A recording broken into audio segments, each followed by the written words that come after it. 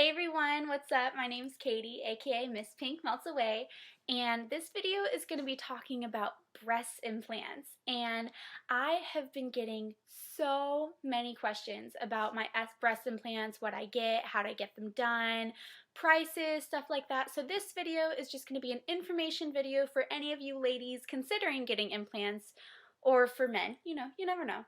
But I got silicone implants last year, and I got 700cc in one and 750cc in the other, to even them out.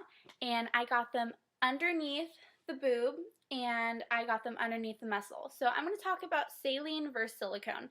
Saline implants do not come pre-filled. So a positive with saline implants, and they kind of feel like, if you felt the bag, it feels kind of just like a bag of water, the consistency. Saline implants, since they don't come pre-filled, they leave a much smaller scar than a silicone implant was. You can get them done through the armpit, through the nipple, underneath the breast, or if I were to have gotten saline implants, I would have wanted to go through the belly button. The reason why is because there would be absolutely no scar that you could see. And because they're not pre-filled, they just make the incision to put the bag in, and then they can fill up the implant to whatever size you chose. Silicone implants do come pre-filled, so you have to have a slightly bigger scar for that reason. However, I chose silicone implants because they have a much more natural feel and look to the implant than saline does. It reminds me of like a Tempur-Pedic mattress, personally. Like, it's firm, but it's squishy, kind of like jelly. I liked it. If I had gone back, I would never have chosen saline anyways. I really like the feel of silicone. Silicone can be more expensive though, and because there is a larger scar for it, that's why I chose to go underneath the breast, because I did not want anything going through my nipple or just a large scar on my implant. But that was just me personally. You don't have the option of going through the belly button with a silicone implant just because it's such a large implant, you know. I got 700, like I said, 700cc in one and 750cc in the other. And, a 700cc implant is really, really large. Most girls probably go to 300, 350.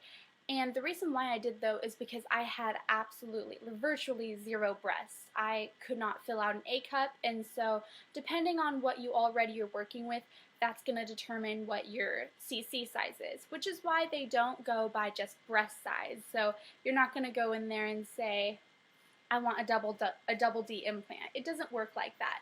My implants, with them in my body, I'm a double D right now. So I'm 5'6", but depending on everyone's rib cage and frame, the implant's going to look different on them. So the thing that my doctor did is I went in there with a sports bra, and he gave me different silicone sizes. He let me feel the implant versus saline versus silicone, and we were able to put it inside the sports bra, and so we could see how it fit with my body. And that I would really recommend any of you girls really considering getting implants to get in the best shape you possibly can first, and so you can determine how that implant's going to look with the rest of your body. Because if you choose a size and then you gain a bunch of weight and you lose a bunch of weight, the implant's going to look a lot different for your body. And that's why I'm really happy that I did lose 90 pounds before I did my journey, or almost 90 pounds, I think, by the time I had booked my consultation, because I was able to really see what it would look like as an end result. Silicone can be more expensive. I would recommend for any of you guys, I mean, I guess everyone has their own pricing issues, but for me, we paid the cash route because most plastic surgeons will give a discount if you do pay cash versus, over time. Also, I wanted to tell you guys, if you are seriously considering getting silicone and you're under 22 years of age, most plastic surgeons will not do the surgery because it's not technically FDA approved until you're 22 years or older.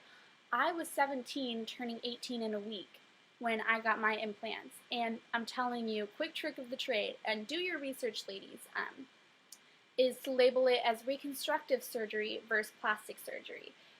Because if you're under 22 years of age and you label it as reconstructive surgery, then you can get the silicone implants. And For an example of reconstructive surgery, it could be, if you had a mastectomy, if you, let's say you had breast cancer, or if you have one breast that's larger than the other. And we all know, ladies, 75% of women have one boob that's bigger than the other. And so you can label it as reconstructive surgery if you want to get around that fact. But I really want to tell you guys, though, if you are really considering implants, I know some girls who really, really love them, and they just, they're so happy they got them. Like me, I do not regret it at all. I feel like a woman, but there's other girls that are just really insecure, and you just kind of have to look and evaluate yourself.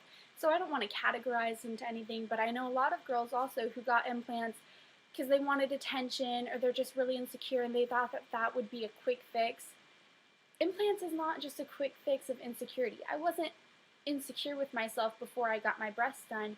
I had never had breasts. I had always had, not even A's, and I was really excited to go into college and have, a womanly figure for once in my life. And so I in no way, shape, or form regret it. But don't get implants to try and impress a guy, or just because you think it might help your self-esteem, because that's what happens when girls go overboard and then they don't even look like themselves anymore. So I just really want anyone who's considering getting implants to be in the right mindset if they are going to get those implants done.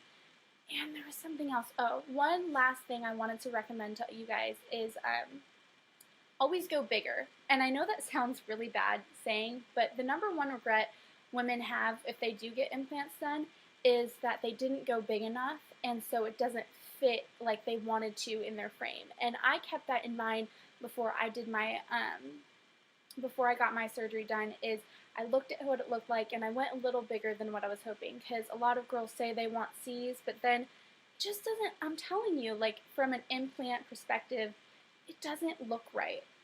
And so you do need it a little bigger for it to fit your frame right. And they can still look natural. My boobs, I can wear shirts that, okay, that girl has breast implants, and then I can also wear shirts where no one can tell. So that was me personally, and it's funny, I still have the smallest breasts of all of my friends. It's crazy. They're all triple D's. My sister's like double H or something like that. It's crazy. But yeah, just some quick tips for anyone who is considering getting surgery. And you guys like my top? This is actually a dress. I'm going to a Mardi Gras party, and like we're gonna have like this mask on and stuff like that. And I remember it reminded me of the Hunger Games when Katniss Everdeen wore that like dress, but it was black, but how the top was like that, and she was just like. Anyways, I was really excited when I saw it yesterday. Thanks, Dad. Hope you guys are having a good day, and I hope this helps you guys out. Sorry this video is so long, but I also forgot a couple things. If you're deciding whether to go underneath the muscle or above the muscle, the reason why I chose underneath is because supposedly it doesn't interfere with breastfeeding afterwards. And if you get a saline implant and it ruptures, it's just kind of like salt water, and so it absorbs back into your body. Silicone implants, the reason why it wasn't FDA approved before the age of 22 is because it used to be really dangerous in the past, because silicone is not a natural substance of the body, and so if it ruptures or leaks, it can get that's toxic to your body. However, they have these implants now that are silicone. They're like gummy bears, and so what happens is even if it ruptures, let's say you squeeze the implant, it pops out, but it's like made of a solid texture, and so it then, once it's released, goes back into the implant, and so it's not dangerous. So those implants are really good. Also, remember, if you are going to save up, and I would recommend going the cash route, because most doctors do give you a discount for that. Breast implants can range, depending where you go, from $3,000 to $10,000. Don't just go the cheap route, because you remember they are going to be on your body for the rest of your life. So ladies, remember, do your research before you go. Don't rush, and hope this helps. Hi, I'm Shalan, and I want to tell you about how I have already lost 25 pounds in 30 days with weight loss bullet. I'm so excited of the information in this guide. I've tried so many different diets and products. 2 months ago I was struggling with my weight, and I decided I want to make a change in my life. And that's why I started using weight loss bullet. It really helped me in all aspects of my life. Now I have more energy than normal. My six pack is coming back and I'm ready to go. It's helping my job, my kids. I can move with them faster. My pants fit better. I just wanted people to know that this book is a great product if you're looking to lose weight. If you're looking to cut few pounds or to cut many pounds, check out this product, the Weight Loss Bully. It's highly recommended.